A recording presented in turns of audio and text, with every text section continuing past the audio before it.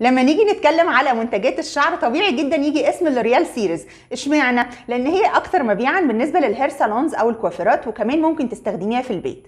المجموعه ديت مشكلتها انها كبيره قوي والواناتها كتير، فلما بتروحي الصيدليه عشان حتى تختاري منتج منهم او اتنين مناسب ليكي بتحتاري في الخصائص وما بتبقيش عارفه تختاري ايه. فانا قررت ان انا هعمل لكم مجموعه لوريال سيريز اكسبرت كلها على حلقتين، هقسمهم لكم مجاميع وهقول لكم مين ينفع يستخدم ايه، فبالتالي عمرك ما هتوهي لما تروحي تشتري اي حاجه من الصيدليه.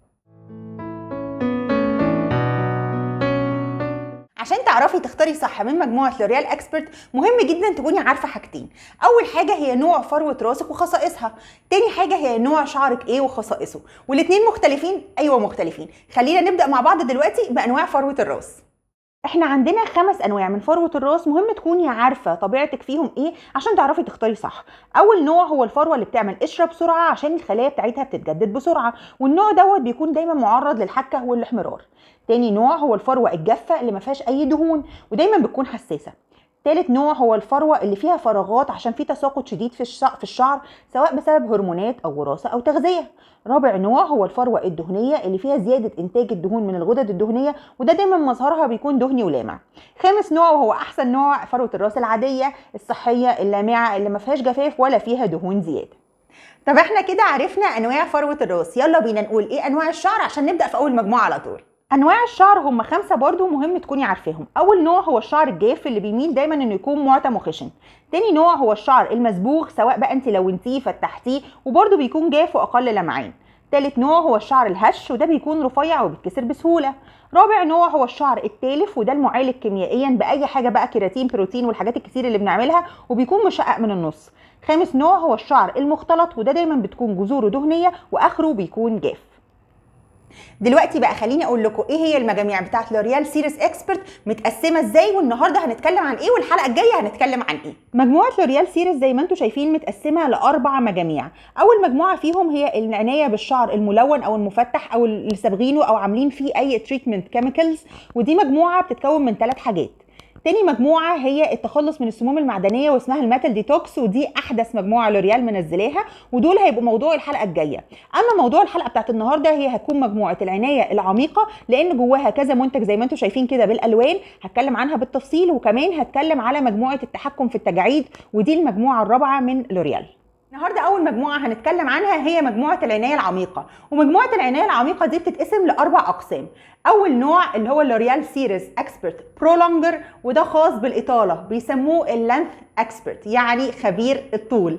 تاني نوع هو اللوريال انفورسر، وده الخاص بالقوه بتاعه الشعرايه عشان ما تبقاش بتتكسر بسهوله، وبيسموه السترينث اكسبرت او خبير القوه برضه.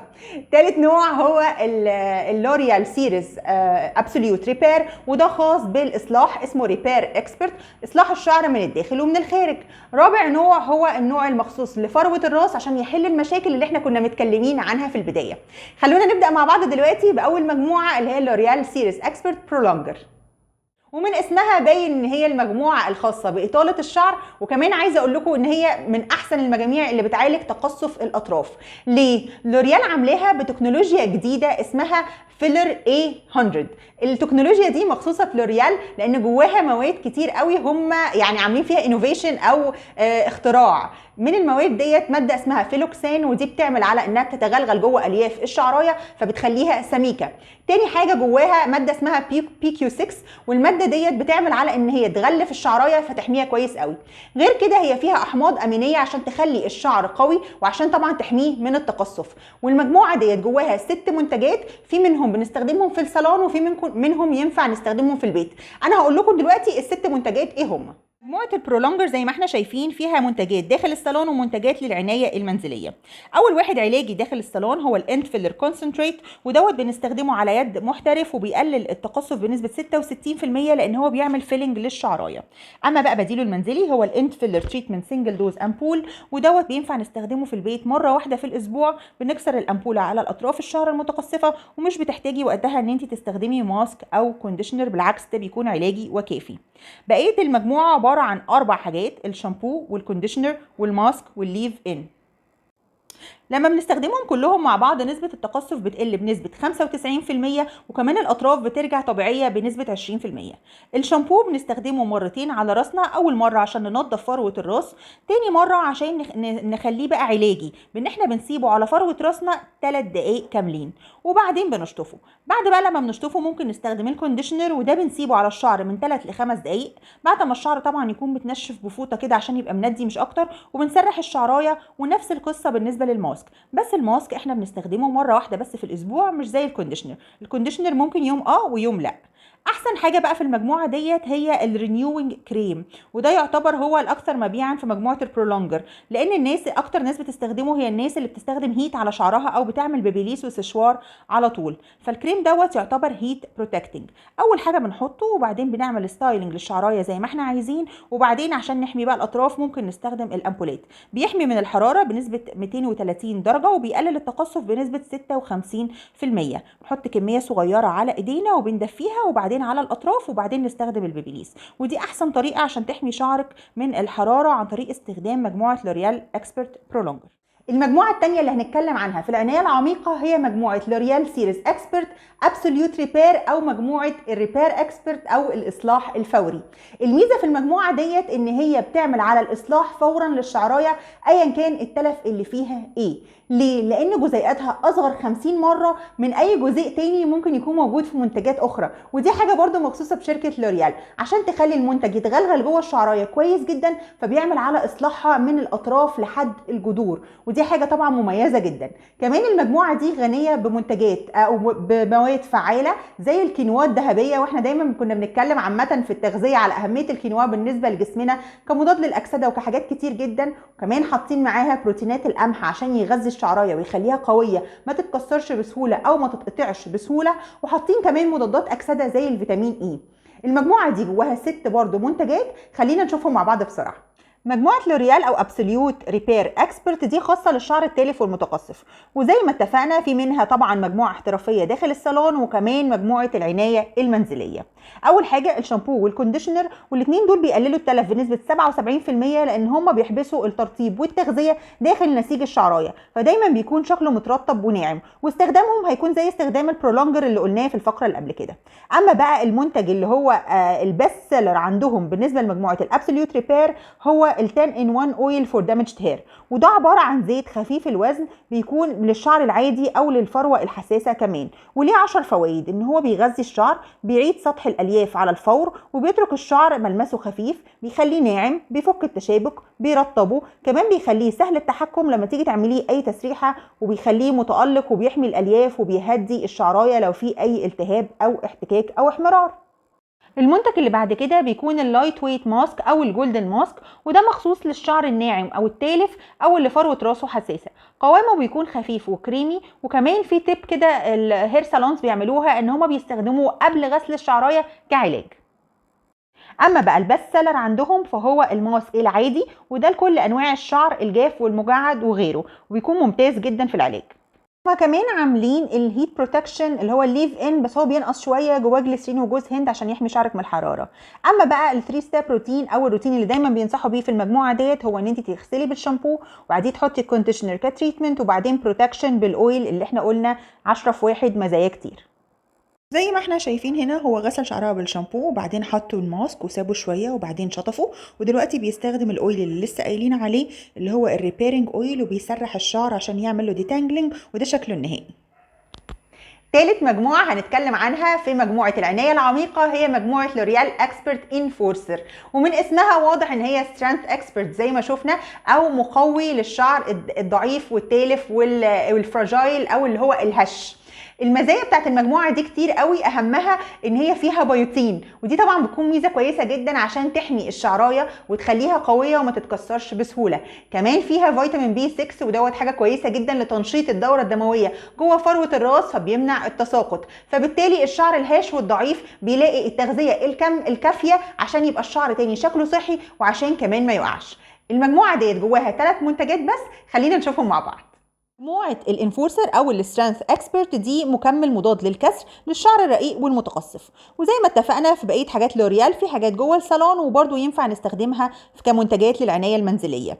بتتكون من ماسك وكونديشنر وطبعا الشامبو، واستخداماتهم زي ما قلنا في الفقرة اللي قبل كده. والبروتوكول اللي دايما بننصح بيه ان احنا نستخدم الشامبو للتنظيف وكمان بيكون مقوي للكسر، وبعده بنستخدم الماسك من مرة لمرتين في الاسبوع. اخر حاجه في مجموعه العنايه العميقه هي مجموعه السكالب اكسبرت او العنايه بفروه الراس. هتحل كل المشاكل اللي انا قلتها في اول الحلقه لجميع انواع اختلالات فروه الراس، كمان بتعيد التوازن لفروه الراس ايا كانت مشاكلها ايه، وعاملين منها كمان امبولات لتساقط الشعر.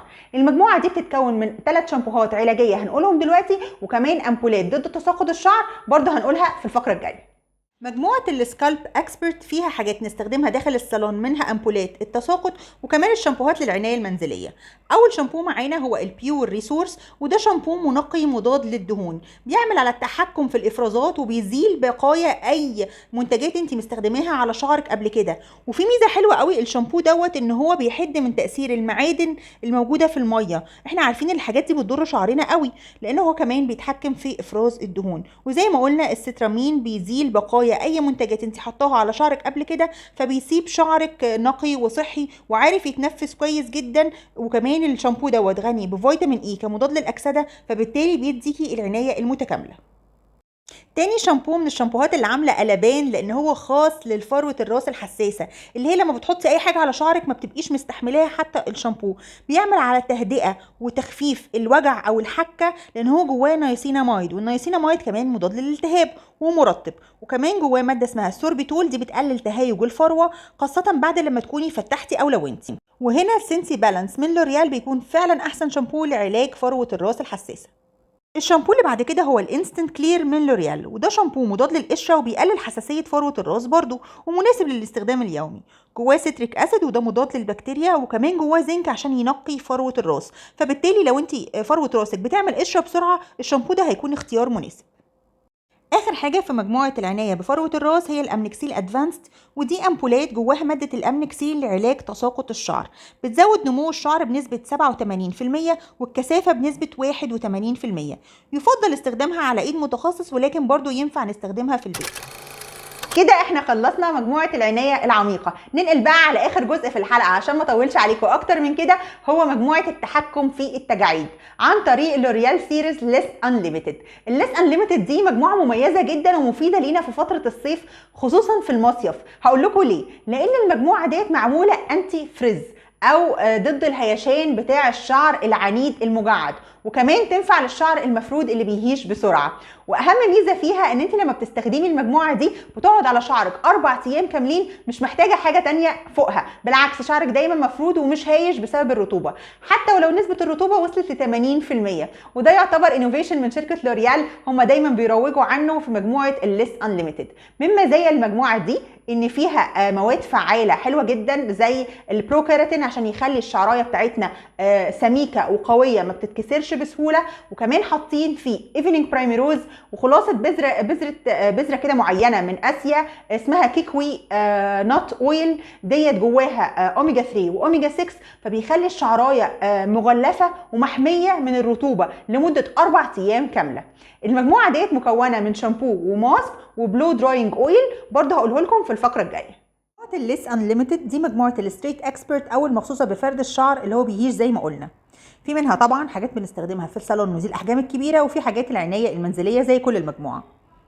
بتتكون من الشامبو والماسك وكمان الاويل، والاويل ده بيعتبر هو المنتج الاكثر مبيعا. البروتوكول زي ما احنا شايفين ان احنا بنستخدم الشامبو بنفس الطريقه اللي قلناها، والماسك وبعده اللي هو الاويل اللي قلنا عليه بتاع اللمعان طويل الامد. وليه الانتي فريز بلو دراينج اويل يعتبر هو الاكثر مبيعا؟ لان هو بيعزز لمعان الشعر وبيعمل درع واقي طويل الامد مضاد للرطوبه، فبالتالي بنعرف نتحكم في شعرنا ونحافظ عليه. غير كده ان هو كمان بيعيد بناء الياف الشعر. وبكده الحلقه النهارده او بارت 1 النهارده من لوريال سيريس اكسبرت تكون خلصت. بس ده مش معناه ان المجموعه خلصت، انا زي ما قلت لكم في بارت 2 هنتكلم عنه عن الميتال ديتوكس، ودول احدث حاجه لوريال منزلاها ومفيده جدا للشعر، بس مش هقول لكم ليه دلوقتي. تاني حاجه هنتكلم عنها هي مجموعه الشعر الملون او المعالج كيميائيا، برضو ايه اهم الحاجات اللي يستخدمها من شركه لوريال. يا رب الحلقه تكون عجبتكم، وطبعا هستنى منكم تعملوا لي سبسكرايب وشير ولايك، وهستنى كومنتاتكم وتقولوا لي لو انتم محتاجين تشوفوا مني ايه الفتره الجايه. وشكرا لكم.